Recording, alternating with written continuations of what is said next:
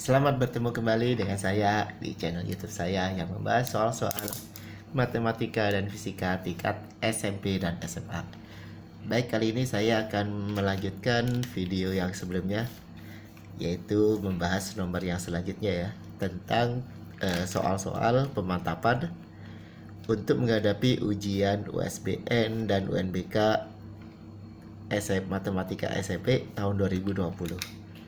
Jika kalian baru melihat video saya yang sekarang, maka kalian bisa mencari di playlist untuk nomor-nomor yang sebelumnya. Jangan lupa kalian like dan subscribe channel YouTube saya, dan kalian hidupkan tanda lonceng agar kalian mendapatkan pemberitahuan ketika saya mengupload video yang baru. Baik, saya lanjut ke nomor 42 tentang himpunan ya. 42 tentang himpunan.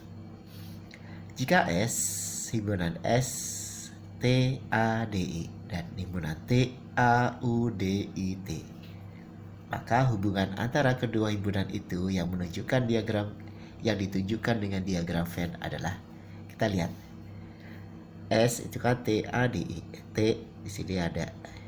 Nah, ternyata T-nya di himpunan T juga ada, A-nya ada. Saya lingkarin aja ya. Ini ada, ini juga ada, ini D-nya ada, I-nya ada. Nah, karena yang himpunan S itu semua anggotanya itu berada di himpunan T, maka nanti untuk menggambarkannya, berarti nanti himpunan S itu merupakan himpunan bagian dari T. Berarti jawaban yang benar adalah yang D. Saya lanjut ke nomor 43.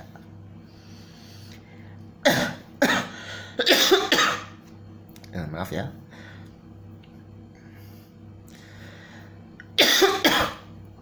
Diketahui himpunan K sama dengan X-nya itu antara 5 lebih besar sama dengan 5 dan lebih kecil sama dengan 9, di mana X-nya adalah bilangan asli. Saya tuliskan dulu himpunan K-nya. Itu letaknya lebih besar sama dengan 5, berarti 5-nya ikut ya. 5, 6, 7, 8, lebih kecil sama dengan 9, 9-nya juga ikut. Kemudian himpunan L itu adalah X-nya bilangan prima. Bilangan prima dari 7 sampai 13 itu berapa? Karena di sini ada tanda sama dengannya, berarti 7 ngikut. Habis 7, 11 ya. Nah, 13-nya nggak ikut. Yang ditanyakan itu adalah K union L. Union itu artinya gabungan. Berarti kita gabungkan nih anggota himpunan K dan himpunan L.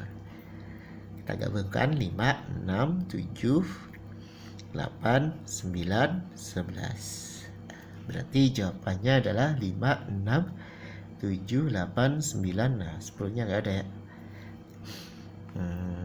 5, 6, 7, 8. Nah, berarti jawabannya yang B. Lanjut ke nomor 44.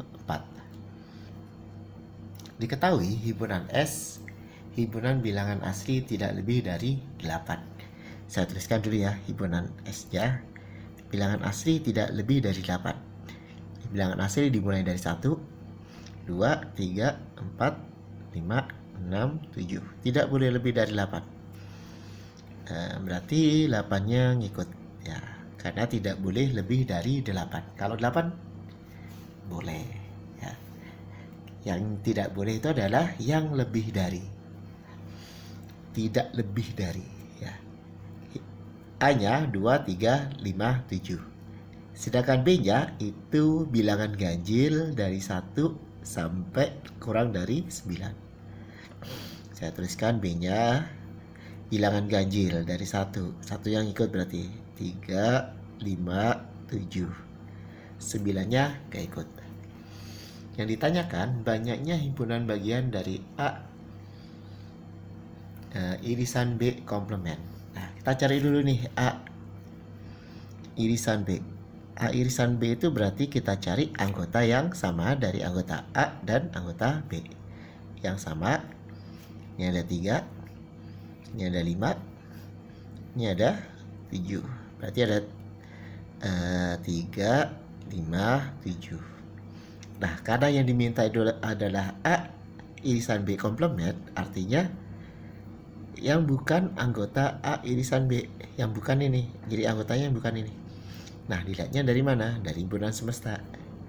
Berarti yang bukan anggota A irisan B, 1, 2, 3-nya enggak, 4, 5-nya enggak, 6, 7-nya enggak, 8. Nah, tapi yang diminta adalah himpunan bagian. Banyaknya himpunan bagian. Untuk mencari banyaknya himpunan bagian,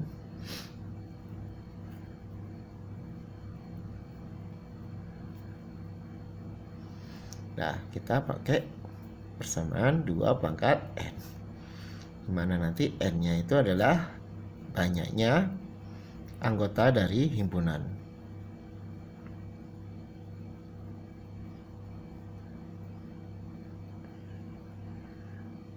Nah, kita pakai ini.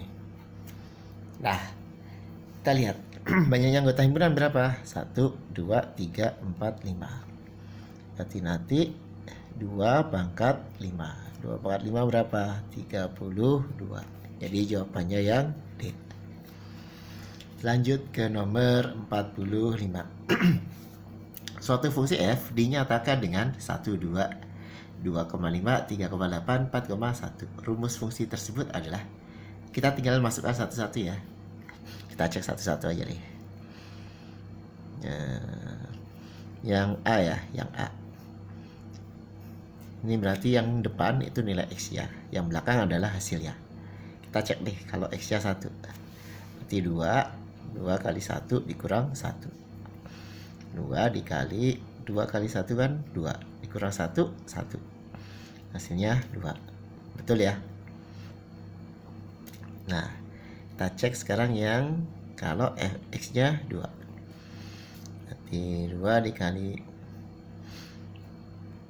ya betul, 2 dikali 2 ya, dikurang 1 sama dengan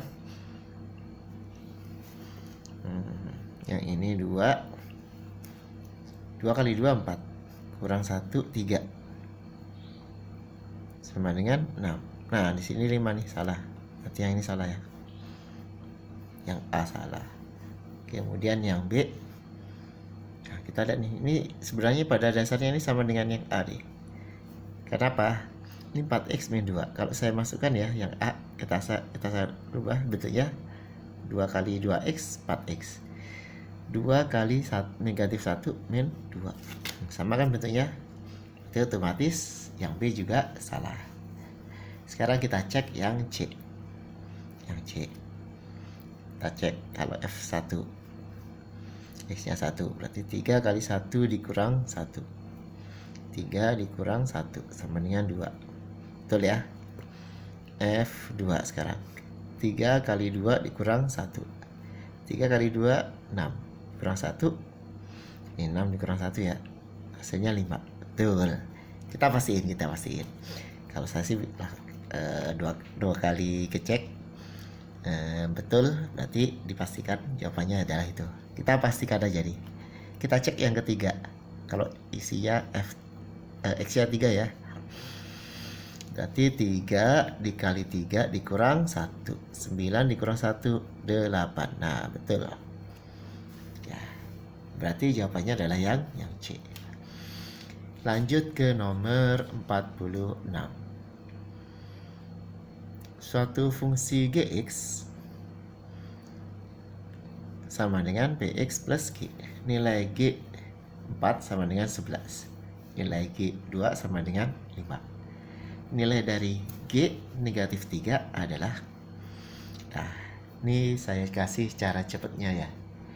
Di cara cepatnya nih nggak sampai bermenit-menit nih.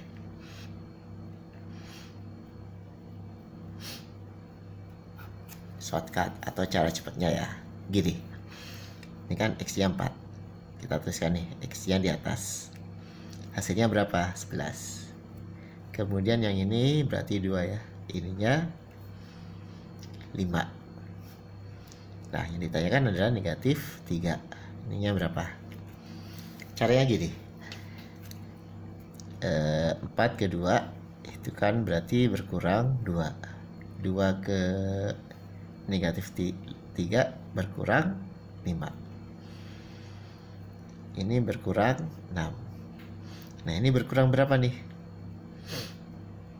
Nah, kita lihat. Dari negatif 2 ke negatif 6 dikali 3. Berarti ini juga harus dikali 3 nih. Negatif 5 dikali 3, negatif 15.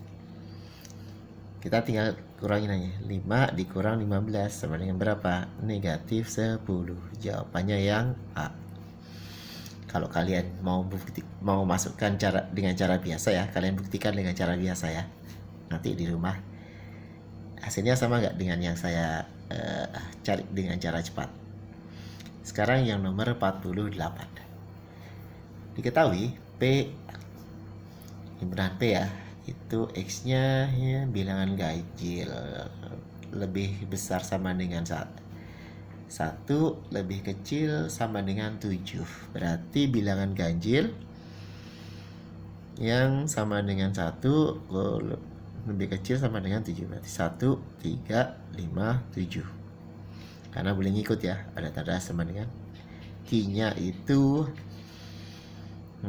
bilangan prima ya. 2-nya ngikut ya, berarti 2, 3, 5, 7. Nah, 11 ya. Tambah 11. Yang ditanyakan banyak pemetaan yang mungkin dari P ke Q. Nah, yang ditanyakan adalah jumlah pemetaan. Nah, kalau jumlah pemetaan maka kita menggunakan rumus gini aja nih. N. Karena yang ditanyakan dari P ke Q, berarti nanti NQ dipangkatkan dengan NP. Artinya jumlah anggota Q, di sini jumlah anggota Q-nya berapa nih? 1, 2, 3, 4, 5. Kemudian jumlah anggota P-nya 1, 2, 3, 4. Berarti nanti NQ-nya kita isikan dengan 5. 5. NP-nya kita isikan dengan 4. Jadi 5 pangkat 4 berapa? Kalau 5 kuadrat itu kan sama dengan 25 ya. Nah, ini berarti bisa saya tulis 5 kuadrat dikali 5 kuadrat. Atau sama dengan 25 dikali 25. 25 kali 25 berapa sih? 625. Jawabannya 625. Nah, ini nggak ada yang cocok nih. Kita buka nih. Jawaban yang lain. Ya, ternyata jawabannya adalah yang C. Nomor 49. Perhatikan gambar di samping. Gradien yang tegak lurus dengan garis K. Gradien yang tegak lurus dengan garis K. Berarti kita cari dulu deh gradien garis K. Gradien garis K. Kita lihat. Ingat apa yang saya sampaikan ya. Kalian ingat nih. Kalau garisnya itu miringnya ke arah kiri, ini kan ke arah kiri nih miringnya. Itu berarti gradiennya itu pasti negatif. Nilainya pasti negatif. Jadi kalau dia miringnya ke kiri, dia gradiennya negatif. Kalau dia miringnya ke kanan, nah kanan itu ke sana nih, itu tandanya positif. Nah, berarti gradien K itu tandanya negatif. Ya. Nah, negatif berapa? Kita nggak tahu deh. Berarti karena yang diminta adalah tegak lurus, pasti nanti gradien garis yang satunya lagi itu harus positif. Karena ini negatif, jadi berlawanan. Kalau tegak lurus, kalau satunya negatif, berarti yang satunya positif. Sebaliknya, kalau satunya gradiennya positif, berarti yang sebaliknya adalah negatif. Berarti ini jangan dipilih nih. Ya. Nah, sekarang besarnya berapa? Nah, kita hitung. Kita tinggal hitung aja nih. 1, 2, 3. Berarti 3 ya. M-nya 3. Pasti negatif kan? 1, 2, 3, 4, 5, 6 per 6. Atau negatif 1 per 2. Nah, karena yang ditanyakan bukan gradien K, Ini kan gradien kali. Tapi gradien yang tegak lurus dengan garis K, berarti nanti misalkan ini M ya. Nanti memenuhi gini. Kalau tegak lurus berarti M dikali MK sama dengan min 1. M dikali MK-nya min setengah. Berarti M-nya sama dengan 2. Jawabannya adalah yang D. Gampang kan? Yang nomor 50. Lanjut nomor 50. Nomor 49 dulu ya, nomor 49. Gradien garis yang melalui titik min 5,3 dan min 2,6 adalah. Nah, ini yang ditanyakan adalah gradien garis yang melalui dua titik. Berarti nanti M-nya gini aja nih, tinggal kita kurangi. Yang atas Y-nya nih. Kita misalkan terserah ya, mau ini dikurang ini atau ini dikurang ini. Ya, kalau misalnya kita ngambil yang depan nih, 3. Berarti dikurangi dengan Y-nya min 6 per min 5 ya, berarti dikurangi min 2. 3 dikurang negatif 6 nanti 9. Positif 5 negatif 5 dikurang negatif 2, berarti min 5 ditambah 2. Min 5 tambah 2 berapa? Min 3. 9 dibagi min 3 min 3. Jawabannya adalah yang A. Lanjut ke nomor 50. Persamaan garis yang sejajar dengan garis yang melalui titik P dan Q. Kita lihat, berarti kita cek. Ini kan yang sejajar ya dengan garis yang melalui titik PQ. Kita cari ini persamaan garis PQ.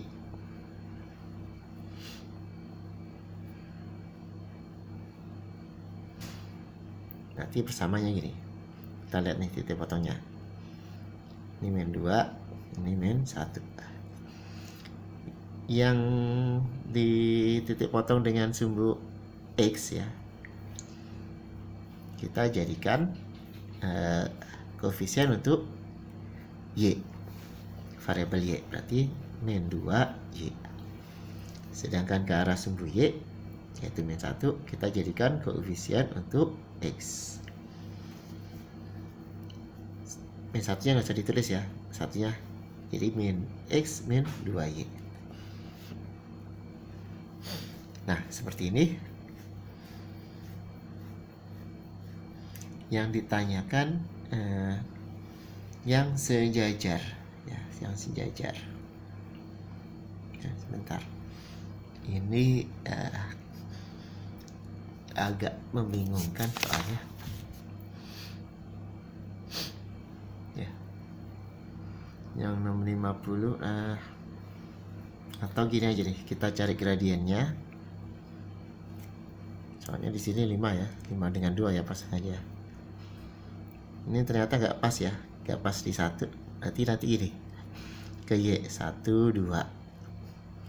Berarti ini pasti min ya, per 1, 2, 3, 4, 5. Berarti min 2 per 5. Berarti nanti kalau kita masukkan ya, kalau kita cari gradien garis ya, kan kalau ada persamaan AX ditambah BY ditambah C sama dengan 0, untuk mencari gradiennya itu adalah min A per B.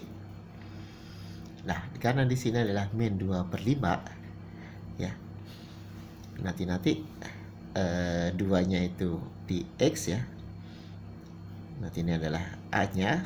Nah, B-nya negatif. B-nya, oh nggak usah ya, B-nya tetap positif ya, ini plus 5Y. Nah, nanti C-nya kita sama dengan kan dulu ya. Nah, kita nggak usah memperdulikan C-nya. C-nya terserah mau berapa, yang penting yang ininya nih. Nah, kita lihat yang penting yang ininya, 2X plus 5Y. 2X plus 5Y, berarti jawabannya adalah yang A. Demikian pembahasan saya sampai nomor 50. Untuk nomor selanjutnya silahkan kalian tunggu di video saya selanjutnya. Sampai ketemu lagi di video saya selanjutnya.